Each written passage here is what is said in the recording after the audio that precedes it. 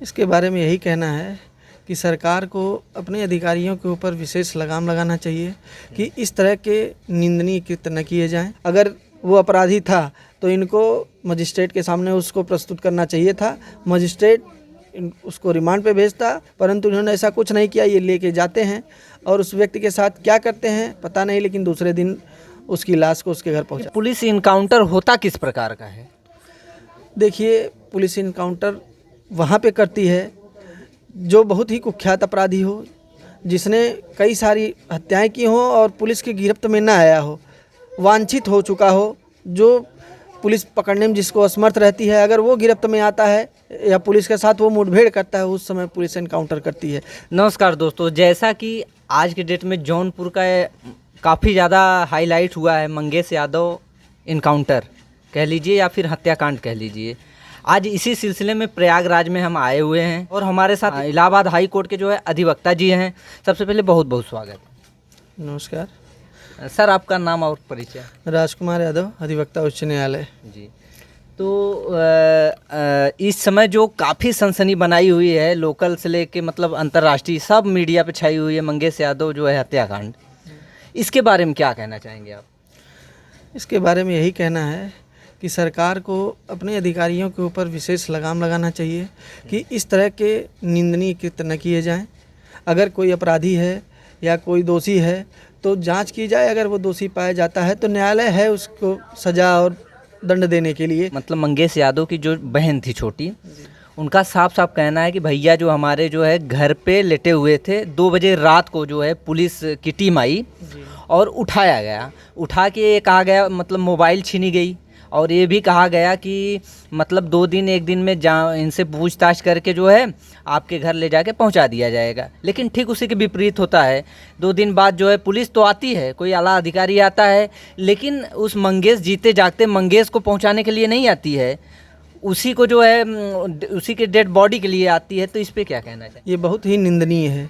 अगर पुलिस इस तरह का कृत्य कर रही है तो यही बहुत ही अपमानजनक है, क्योंकि अगर हमारा सिस्टम है तो हम कुछ भरोसा पुलिस के ऊपर भी करते हैं कि हाँ जो भी जांच करेगी निष्पक्ष जांच करेगी, परंतु इन्होंने ऐसा कुछ नहीं किया। ये लेके जाते हैं और किसी भी प्रकार की सूचना दिए बिना, कुछ किए बिना, अगर वो अपराधी था तो इनको मजिस्ट्रेट के सामने उसको प्रस्तुत करना चाहिए था, मजिस्ट्रेट उसको रिमांड पे भेजता और इसके बाद विवेचक जो भी कुछ करता या न्यायालय जो भी रिपोर्ट मांगती, ये लोग सही रिपोर्ट ला के देते और न्यायालय इसके बाद उस पर दंडात्मक कार्रवाई या किसी भी प्रकार की कार्रवाई करती, परंतु इन्होंने ऐसा कुछ नहीं किया। ये लेके जाते हैं और उस व्यक्ति के साथ क्या करते हैं पता नहीं, लेकिन दूसरे दिन उसकी लाश को उसके घर पहुंचाते हैं। एक बात हम आपसे ये जानना चाहेंगे कि पुलिस इनकाउंटर होता किस प्रकार का है? देखिए, पुलिस इनकाउंटर वहाँ पे करती है जो बहुत ही कुख्यात अपराधी हो, जिसने कई सारी हत्याएं की हों और पुलिस की गिरफ्त में ना आया हो, वांछित हो चुका हो, जो पुलिस पकड़ने में जिसको असमर्थ रहती है, अगर वो गिरफ्त में आता है या पुलिस के साथ वो मुठभेड़ करता है, उस समय पुलिस इनकाउंटर करती है। न कि किसी ऐसे आदमी को लेके जाए और उसकी हत्या कर दे, इसके बाद बता दे कि मुठभेड़ हुई है, हमने उसको मार दिया। नहीं तो मुठभेड़ कहाँ से कहाँ मतलब साबित होगा? उनके बहन के हिसाब से तो उठा के लेके गए हैं, तो इसमें साफ साफ दोषी आपके हिसाब से कौन है? साफ साफ एकदम साफ साफ दोषी वो अधिकारी हैं जिन्होंने उसको उठा के उसके घर से ले गए। क्योंकि जब मुठभेड़ होती है तो घर वालों को थोड़ी ना पता चलेगा भाई, उसका किसी का भी बेटा हो भाई, किसी के चेहरे पर लिखा नहीं होता कि अपराधी है या फिर बहुत शरीफ है। लेकिन जब वो पकड़ाते हैं रोबरी करते समय या डकैती करते समय, जब मुठभेड़ होती है, फायरिंग होती है, लड़ाई होती है, तब उसमें जो है इनकाउंटर किया जाता है मेरे हिसाब से। लेकिन यहाँ पर तो उल्टा ही हुआ है, इसके बारे में क्या कहना चाहेंगे? मेरा कहना यही है कि अगर किसी व्यक्ति को आप उठा के ले जा रहे हैं और वो अकेले नहीं हैं, वहाँ पे कई सारे पुलिस वाले आए हैं, उसको उठा के लेके गए हैं, तो यहाँ पे मुठभेड़ होने की किसी प्रकार की संभावना ही नहीं थी कि किसी साफ साफ हत्या की तरफ इशारा कर रहा है। हत्या ही है। हत्या है। अगर किसी व्यक्ति को आप, एक व्यक्ति नहीं कई पुलिस वाले आए हैं उठा के लेके गए हैं और उसको सिर्फ पूछताछ के नाम पर लेके गए हैं और ले जाने के बाद उसकी हत्या कर दी गई है। इनकाउंटर कैसे हो सकता है जब आप उठा के लेके जा रहे हैं? आप कह रहे हैं कि हम पूछताछ करने के लिए लेके जा रहे हैं। इसमें तो जिम्मेदारी पुलिस प्रशासन की हो गई। पूरी जिम्मेदारी पुलिस प्रशासन की। पुलिस प्रशासन ने उसके साथ गलत किया है। और हालांकि बहुत ही उच्च फैमिली से नहीं थे मंगेश यादव जी, जो कि इस तरह से माना जाता है कि जो भी रोबरी करता है, डकैत होता है, नहीं कुछ तो कम से कम उसके 1 या 2 घर होते हैं, पक्के मकान होते हैं। लेकिन हमने जाकर वहाँ पर देखा और जांच पड़ताल भी किया। एक मढ़ा था और एक करकट का घर था, जो कि उसमें दरवाज़ा भी नहीं लगा हुआ था, और एक ही एकलौता चिराग था, घर का एक एकलौता बेटा था। तो क्या लगता है, मान लीजिए जो अपराधी प्रवृत्ति के लोग होते हैं, उन लोगों का रहन इस तरह का होना चाहिए? नहीं, जो भी कुख्यात अपराधी होगा या जो भी बड़ा अपराधी होगा, उसका रहन सहन, उसकी लाइफ स्टाइल एकदम अलग होती है। इस तरह की लाइफ स्टाइल नहीं। अगर वो इस तरह का होता तो उसकी स्थिति इतनी दयनीय नहीं होती। लेकिन इससे ये साबित होता है कि ये लोग ज़बरदस्ती उसके साथ गलत किए हैं। उसने किसी प्रकार का ऐसा अपराध नहीं किया था कोई, ये सिर्फ किसी के कहने या दबाव में आकर इस तरह का कार्य किया गया है। और उनके मतलब मम्मी पापा, उनका तो मान लीजिए जिस घर का एकलौता नौजवान चिराग बुझ गया, जो आखिरी उम्मीद कह लीजिए बुझ गया, तो उन लोगों के दिल पे क्या गुजर रही है, उनसे बेहतर हम और आप नहीं जान सकते, नहीं कह सकते हैं। जिनका खोता है उन्हीं को दर्द होता है। तो आपको क्या लगता है, क्या उम्मीद है कि इस केस में जो है कुछ उचित न्याय हो पाएगी? अब देखिए, शासन ने आदेश किया है न्यायिक जांच के लिए। अगर ऐसा कुछ होता है, निष्पक्ष अगर जांच की जाएगी तो वो लोग दोषी पाए जाएंगे, और अगर निष्पक्ष जांच नहीं होगी तो फिर कुछ कहा नहीं जा सकता है।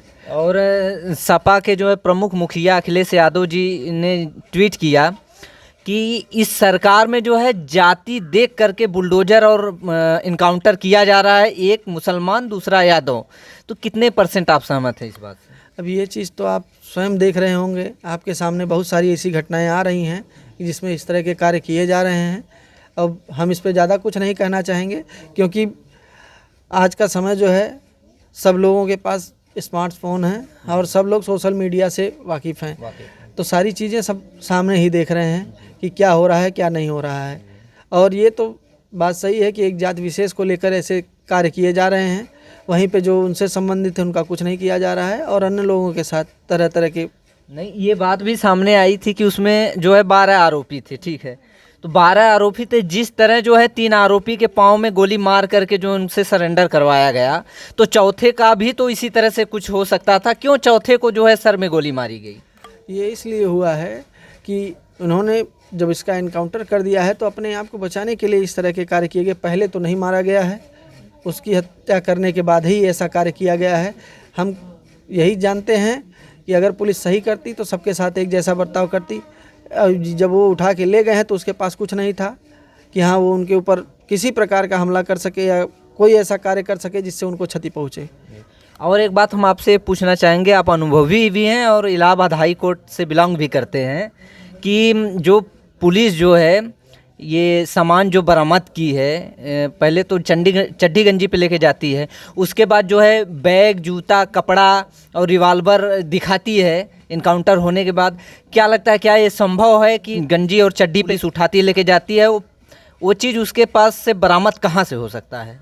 अब ये पुलिस के द्वारा ही प्लांट किया गया होगा, क्योंकि जब वो बिना किसी चीज़ के उसको लेके जाती है घर से, तो बीच रास्ते में उसे ये सब चीज़ें कहाँ से मिलेंगी।